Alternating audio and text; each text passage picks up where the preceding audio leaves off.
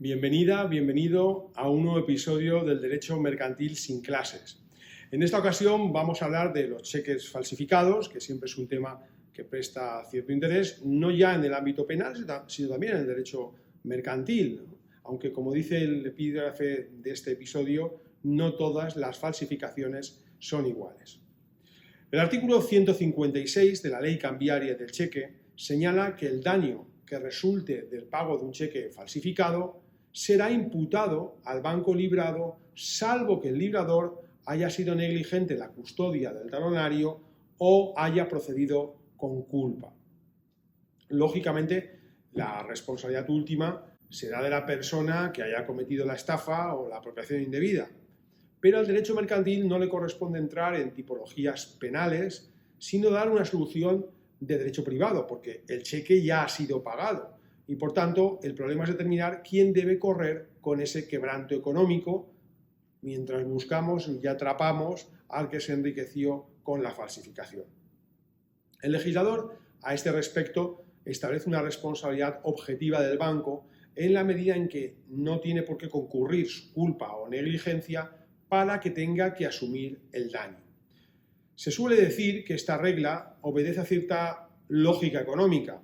El sistema bancario se beneficia de la existencia de cheques, ya que las entidades de crédito cobran por su gestión, por entregar el talonario a sus clientes, etc. Y por tanto, debe ser el mismo sistema bancario el que sufra los daños del eventual uso fraudulento de este instrumento. En definitiva, si un banco paga un cheque y por tanto carga en la cuenta de su librador el importe y luego se determina que o bien el cheque era falso completamente, es decir, el cliente nunca lo emitió, sino que alguien cogió un talón y falsificó su firma, o bien se trató de un cheque falsificado, es decir, sí que existió emisión, sí que lo firmó su librador, pero posteriormente el tenedor o un tercero, por ejemplo, alteró la cantidad. En esos casos, el banco deberá restituir al cliente el importe correspondiente. Y ello con independencia de que el banco realizara o no las comprobaciones oportunas de la regularidad de firma y del cheque. Es decir, aunque solo un experto calígrafo hubiera sido capaz de distinguir la firma falsificada de la firma que había en el talón, el banco, es decir, aunque el empleado no hubiera podido distinguirlo, el banco debe pagar. Salvo que demuestre que el cliente fue negligente en la custodia del talonario. Y esta última frase del artículo 156 deja abiertos dos grupos de problemas que la ley no resuelve literalmente. El primero es cuando hay negligencia en esa custodia del talonario y el segundo es que ocurre en el caso de concurrencia de culpas entre el banco y su cliente. Sobre la negligencia son los tribunales los que deberán determinar su concurrencia en cada caso. ¿Existió negligencia en la persona que dejó el talonario en su oficina en un cajón con llave? ¿Y si el profesor dejó el talonario olvidado sobre la mesa o olvidado sobre la mesa junto a su DNI? ¿Y si además tardó una semana en comunicar la pérdida del talonario? Los tribunales decidirán en cada caso. El segundo tema sobre el que la ley no se pronuncia es el caso de concurrencia de culpas, es decir, el cliente ha sido negligente en la custodia, pero al mismo tiempo el banco tuvo un comportamiento culposo, por ejemplo, porque no comprobó adecuadamente la regularidad de la firma, o era totalmente distinta de su cliente. En estos supuestos, la solución debería ser el reparto de responsabilidades entre cliente y banco en proporción a la culpa de cada uno. Sí que es verdad que la jurisprudencia suele imputar el daño, el importe del cheque falsificado, por partes iguales entre el cliente y el banco, pero en puridad habría que distinguir cuál fue el grado de responsabilidad de cada uno para dar la solución al caso. En todo supuesto, el artículo 156 no parece ser un juego de suma cero, es decir, no es que o responde el banco en todo caso o responde exclusivamente el cliente si concurre su culpa en la custodia del talonario. Y ello porque esta regla, si se mantuviera las responsabilidades exclusivas, aun en caso de concurrencia de culpas, iría en contra de los principios de nuestro sistema general de responsabilidad y de la propia protección de la clientela, en el caso de que quisiéramos mantener que la sola negligencia de la custodia del talonario borra cualquier negligencia concurrente del banco. Pero en el vídeo de hoy quiero analizar otra perspectiva sobre el tema de los cheques falsificados, al hilo de una reciente resolución que, como siempre, te dejo en las notas del programa. Se trata de la sentencia del Tribunal Supremo de 18 de mayo de este mismo año 2023. La pregunta que quiero hacer es, ¿el artículo 156 cubre cualquier tipo de falsificación? Si el banco librado responde del importe que ha pagado erróneamente a su tenedor ilegítimo en caso de que esté falsificado, ¿debería cubrirse cualquier tipo de falsificación?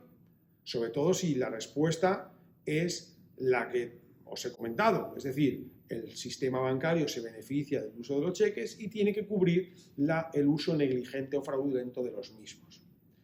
Sin embargo, como vamos a ver, eso no es así.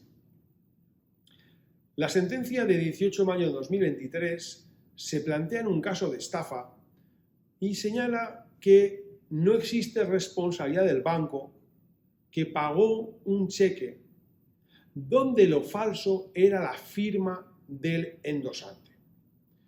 Debo de advertiros que se trata de una sentencia penal y que, por tanto, se dilucida la responsabilidad civil subsidiaria del banco en virtud del artículo 120.3 del Código Penal, que es aquel que dice que son también responsables civilmente, en defecto de los que lo sean criminalmente, las personas naturales o jurídicas en los casos de delitos cometidos en los establecimientos de los que sean titulares, cuando por parte de los que los dirijan o administren o de sus empleados se hayan infringido los reglamentos de policía o las disposiciones de la autoridad que estén relacionadas con el hecho punible que se haya cometido en esos locales.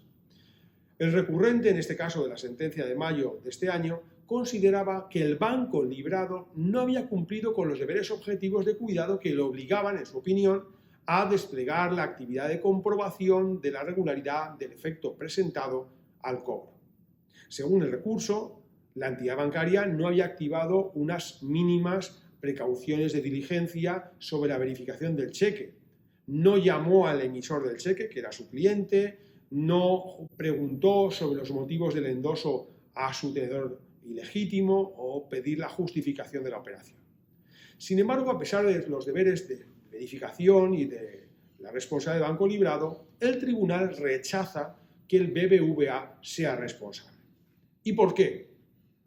Pues el punto de partida, aunque no lo diga la sentencia expresamente, es que la regla del artículo 156 sigue siendo una responsabilidad contractual derivada de la relación que une al banco con su cliente, de su relación de cuenta corriente, en definitiva. El banco tiene que comprobar los datos intrínsecos y extrínsecos del cheque, incluyendo la verificación de la firma de su emisor, su cliente. Y si no lo hace, demuestra, salvo la famosa negligencia de la custodia del talonario de la que hemos hablado. Sin embargo, señala el Tribunal Supremo, esa responsabilidad que exige un deber de verificación de la regularidad del cheque y de la firma de su emisor, se rige por el artículo 141, que dice que el banco debe cumplir esa firma y la serie de endosos, pero no la velocidad de las firmas de esos sucesivos endosantes. Dice exactamente el 141 de la Ley Cambiaria del Cheque, el librado que paga un cheque endosado está obligado a comprobar la regularidad de la serie de los endosos, pero no la autenticidad de la firma de los endosantes. En la mayoría de los casos, el banco carecerá de toda posibilidad de constatar, de forma indubitada, las firmas de los endosantes, que son ajenos a la relación contractual de cuenta corriente con su cliente. El deber de comprobar la regularidad de los endosos tiene, por tanto, un alcance exclusivamente formal.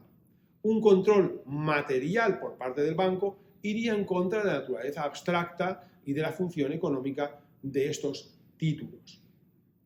Señala el Tribunal Supremo, el régimen de responsabilidad de la entidad, en virtud del artículo 156, se enmarca en la relación contractual pactada con el librador, pero cuando se produce una cadena de endosos y el efecto llega a terceras personas, los deberes de verificación del banco se reducen, limitándose a la verificación de la regularidad formal de la cadena. Por ejemplo, a que no consten menciones de no a la orden o a que estén todas las firmas de los endosantes. En el caso concreto, la tenedora cuya firma se falsificó ni era cliente del banco ni libradora del cheque y, por tanto, dice el Supremo, carece de legitimidad para exigir responsabilidad civil al banco, porque no constará o no examinará la falsedad del endoso. En definitiva, no todas las falsificaciones que se produzcan sobre el cheque caen en el ámbito del artículo 156, es decir, que hay falsificaciones y falsificaciones. La verdad es que todavía en 2023 nos encontramos con muchas noticias relativas al pago de cheques irregulares. Casi se podría decir que cuando aparece este título valor en el tráfico se convierte en un presunto culpable de alguna apropiación indebida o de alguna estafa. ¿Y tú? ¿Has cobrado alguna vez un cheque directamente del banco librado o bien entregándolo en tu entidad de crédito con gestión de cobro? ¿Alguna vez has tenido alguna incidencia con un talón que quieras compartir?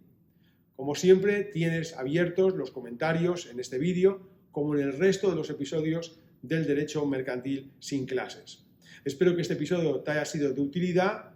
Con mis estudiantes lo comentaré en clase, pero si quieres comentarme algo y estás estudiando el grado en Derecho en otra facultad, por supuesto también te contestaré.